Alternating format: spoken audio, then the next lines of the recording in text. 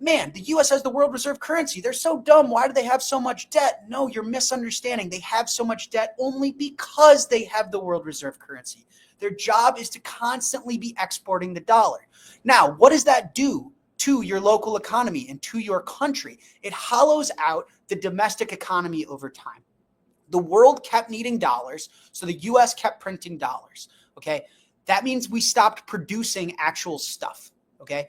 So our industrial power went to shit. Factory jobs, our middle class, everything. Like when I'm using the term hollowed out, like the inner structure of America decimated. We talk about things like the wealth gap. Bitcoin is rapidly rising while the dollar faces inevitable collapse, according to Jack Mers, CEO of Strike. As the U.S. prints more dollars to meet global demand, manufacturing jobs are disappearing, the middle class is struggling, and the economy weakens. Mers believes Bitcoin, with its fixed supply and lack of government control, is a better store of value compared to the dollar. Despite Bitcoin's volatility, Mers sees it as a key asset as the dollar loses strength. Stick around as he shares more insights on Bitcoin's future.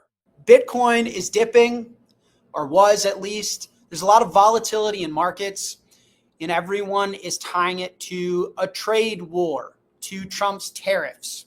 Here's my message to the public. This is bigger than tariffs. This is the post-World War II economic order unwinding. People think that this is about Trump's tariffs or about trade wars with other nations. It is not.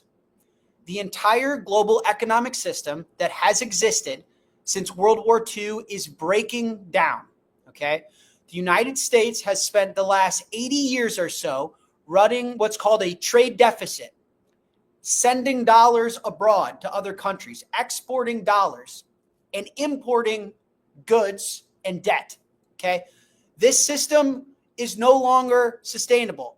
It was never built to last, and it is coming to an end. This is not another trade war. This is a full-blown economic reset.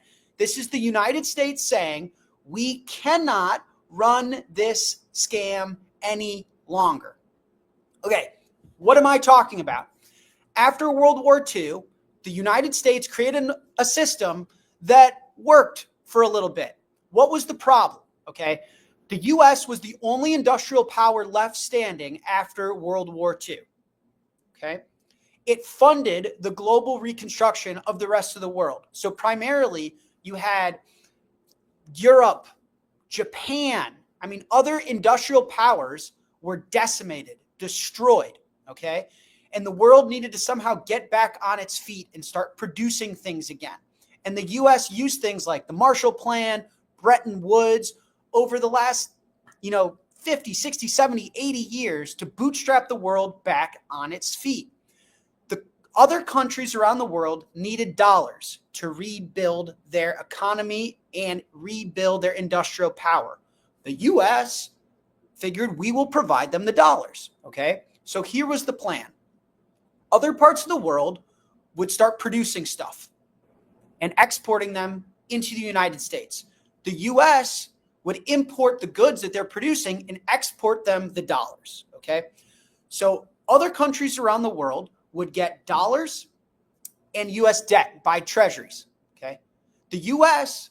would shoo away with the dollars and get goods and services, okay? Now, this worked for a while, and it was the greatest trade deal in history. Because why? The world got to reindustrialize after a devastating world war, and the U.S. got rich. Everyone was happy until, obviously, it stopped working. Now, this is known as the Triffin's dilemma, okay? This is the system that was never built to actually last.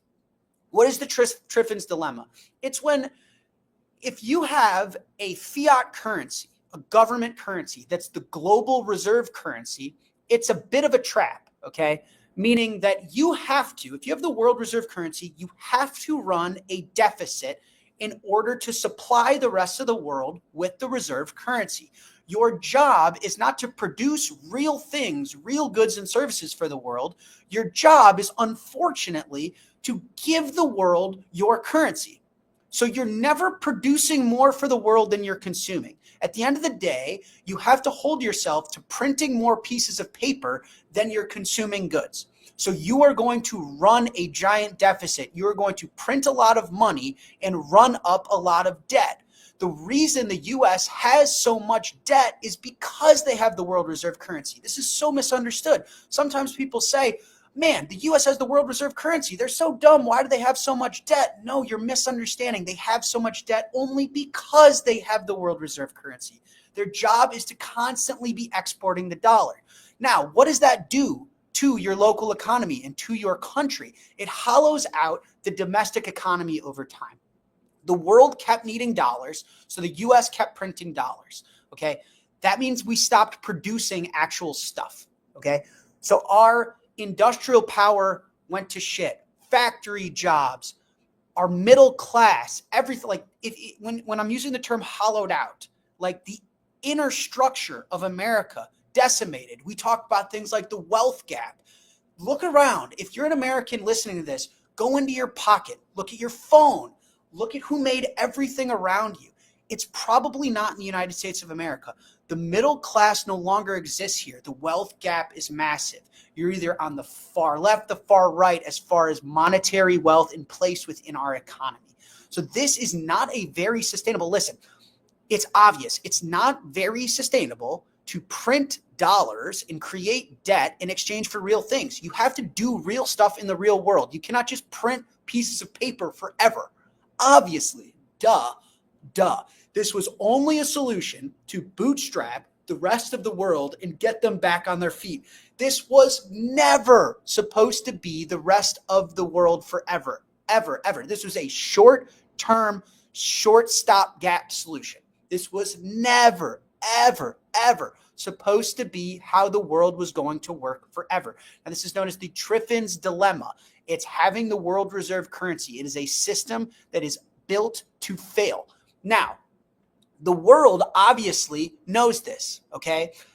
China, Russia, Saudi Arabia, the BRICS nations, none of these countries want dollars. They're all dumping their treasuries. Major financial institutions are diving deeper into crypto, signaling bullish momentum. Citibank is enhancing its digital asset custody services in preparation for institutional adoption, while State Street has partnered with Swiss crypto firm Taurus to expand blockchain offerings globally. These moves reflect a shift among legacy banks as they prepare for a future tied to digital assets. With institutional giants embracing crypto infrastructure, Bitcoin and the broader market are poised for significant growth. Stick around for more insights from Jack Mallers on what's ahead. All these countries are screaming from the top of their lungs. They're not trying to do it secretly. They're not trying to do it maliciously. They're not trying to do it combatively necessarily. They're saying, hey, we don't want to use the dollar for trade anymore. We don't want your treasuries. China's been dumping treasuries for almost a decade. Saying, why would I own treasuries when the purchasing power of the dollar continues to go down and has to go down? Okay, they're saying, hey, let's explore things like gold. Let's explore something else. Russia and China are now settling increasing amounts of trade in the yuan. Okay, it's not a secret that all of these nations are de-dollarizing. So this is not a theory I made up in my room. This is very public. You just have to tie the pieces together, is that none of these countries want to hold U.S. debt as their reserves anymore. This is very obvious. The U.S. is struggling to find purchasers of their debt, okay? The financial crisis of Silicon Valley Bank was because the U.S. was relying, is the kind way of saying it, but forcing our own banks to be buying our debt. And those long-term duration instruments forced them to go insolvent. So we're forcing our own financial institutions to buy the debt because other nations don't want to do it anymore, okay? And it's like a Ponzi scheme. It's the last sucker finally realizing the game is over, loses. So everyone's kind of waking up to it, and you're seeing central banks around the world increasingly buying gold, increasingly selling treasuries, and increasingly just talking about and socializing the idea of settling global trade in not dollars. And last point before I move on to the next topic, if you understand the Triffin's dilemma and you understand that being the world reserve currency is a trap within itself, you will never want it in the first place. So when people say China wants to be the world reserve currency, the yuan is coming for the dollar. No, it's not. Nobody wants to be the world reserve currency. It's a trap. It's a dead end. Nobody wants the place of the United States. What's going to happen next? We're very likely to find ourselves back at a neutral reserve asset where the world used something like gold, where it's governed by the laws of Mother Nature. No one has an advantage. No one can manipulate it. Everyone has access to it. A nation should not run, operate, and distribute the world reserve currency because they're exporting printed dollars or whatever it is in debt for real goods and services, and it's not sustainable. It's not attainable. Okay, so what's the solution? Let's bring it back to today. What's the solution? The solution is, well, what this administration is trying to do is a few things. One, this whole idea of tariffs. Tariffs aren't about a trade war. Tariffs are about reshoring and building stuff in America. Okay? Also weakening the dollar. Okay? If you want your exports to be competitive, you need the dollar to be weaker, and you obviously need production to be in this country. So when you hear Trump say things like, everyone's taking advantage of us. We need to focus on ourselves. We need to drill, baby, drill. We need to incentivize people to build here in America. What he's really saying, and he said it last night verbatim. I posted this clip on Twitter. He said it verbatim, word for word. In almost every country, we're running a deficit. He said China, Mexico, Canada, Germany, everywhere, we're running a deficit. And he's like, why are we doing this? Why don't I put tariffs on these countries, incentivize production here locally in America? This will weaken the dollar, right? Weaken the dollar meaning inflation. Okay, everyone's like, tariffs cause inflation. Yeah, it's weakening the dollar. It's making exports competitive. Okay, with a weaker dollar, also you inflate the debt away. Okay, so the U.S. has to bring manufacturing back in order to stay competitive. Tariffs force companies to produce in America instead of markets like China. A weaker dollar also makes the U.S. export competitive and inflates their debt away. Okay, the only way to get rid of $35 trillion worth of debt is inflating it. Okay, so the playbook is very simple. The threat of tariffs, okay, and the idea of incentivizing production in America is about bringing it, reshoring the production of real stuff. Okay, America effectively has printed dollars, consumed goods from other places around the world, and gotten fat. Effectively, more or less, summarized version in one sentence. Print paper, consume stuff, get fat. Do nothing, get fat. Okay, and so the strategy is we have to make the dollar weaker to make our exports competitive. We have to start producing real stuff. And this is kind of like this game theory that you're seeing play out.